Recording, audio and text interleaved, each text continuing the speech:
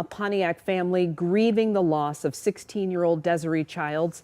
She was shot late Saturday night on Menominee, south of Johnson. 7 Action News reporter Kimberly Craig talked to her mother about her loss and hope that somebody will help find the person responsible.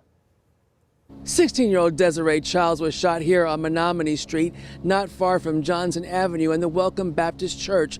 Hard to imagine who would want to kill a girl whose smile could light up a room.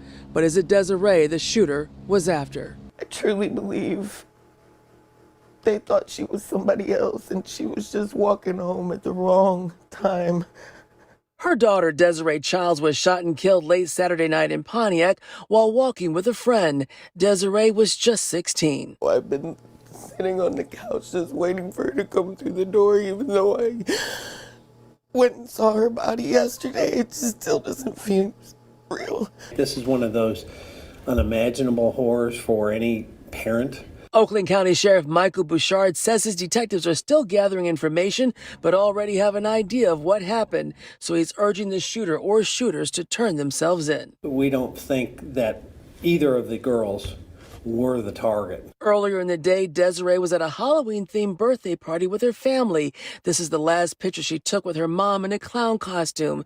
Later on, Desiree was supposed to stay home with her brother while her mom went to a party for adults. She was walking home. She was supposed to be home. Now this devastated mother left with memories of her daughter and the love she had even for strangers, once collecting necessities including food to spread to 100 people who are homeless. She always had such a big heart.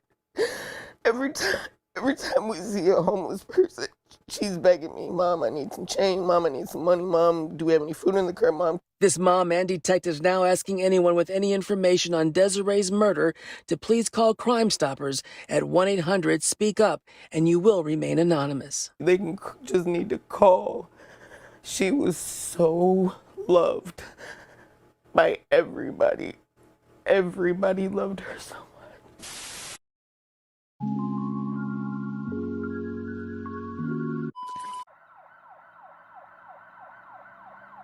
Brand new developments in the shooting death of a 16-year-old who was just walking down the street in Pontiac. The mother of 16-year-old Desiree Childs has been pleading for clues in the case ever since she was gunned down back on October 28th. And now the Oakland County Sheriff and federal agents say they've made 2 arrests in connection to her death. Victor Williams is live in the newsroom. Victor, I remember Desiree's mother saying she didn't believe her daughter was the intended target in this. Yeah, that's right, Devin and Kimberly, and she's not the only one. Law officials feel the same, and in just about a week's time, multiple people are being looked at for her murder.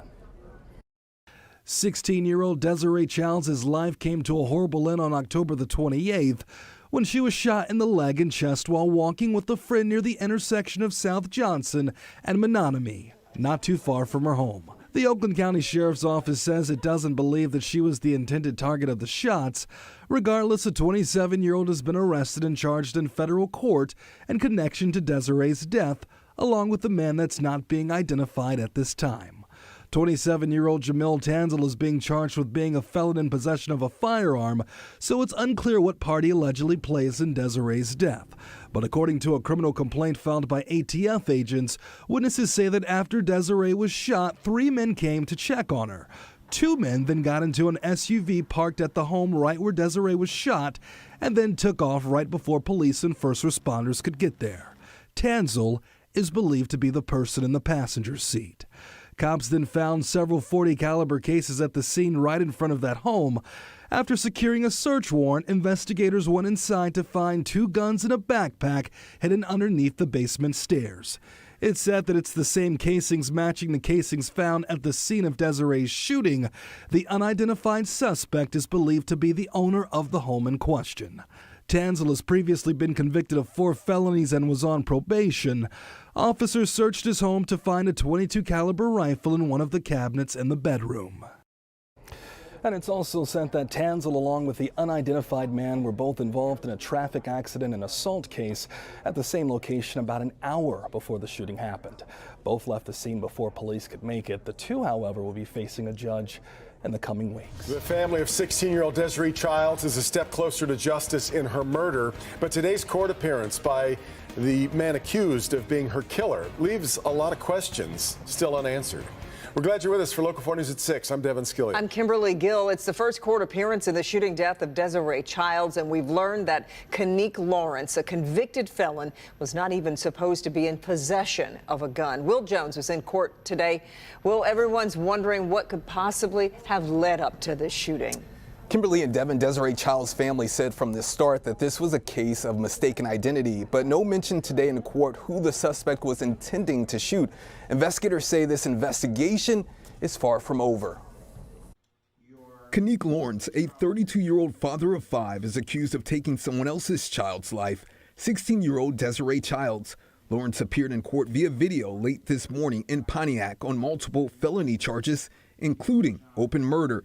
Childs was shot and killed on October 28th, one bullet hitting her in the chest while she was walking near the intersection of South Johnson and Menominee in Pontiac. Childs was just blocks away from home. Upon arrival, deputies observed a young female laying on Menominee Street. The female was unresponsive. Witnesses directed police to a house on South Johnson where they saw the gunfire coming from, a home where Lawrence stays. Lawrence was later identified as the suspect. He has prior felony convictions in 2010 for 2 counts of armed robbery and in 2017 for receiving and concealing stolen property. Judge Bowie denying bond for Lawrence. Before going back to his cell, the defendant asking if he could attend his grandmother's funeral. My grandmother just passed yesterday. I don't know when her funeral is going to be. It was possible I can go to that, like GPS tether or something just for the funeral. Judge Bowie didn't permit that funeral request. Kanique Lawrence is due back in court later this month. We did reach out to Child's family today for comment about this arrest, but haven't heard back just yet. Kimberly? And Will, you mentioned this case far from over. What are police saying about that tonight? Well, detectives are actively looking into if there are any additional suspects in this case, and they're asking for anyone with any information to reach.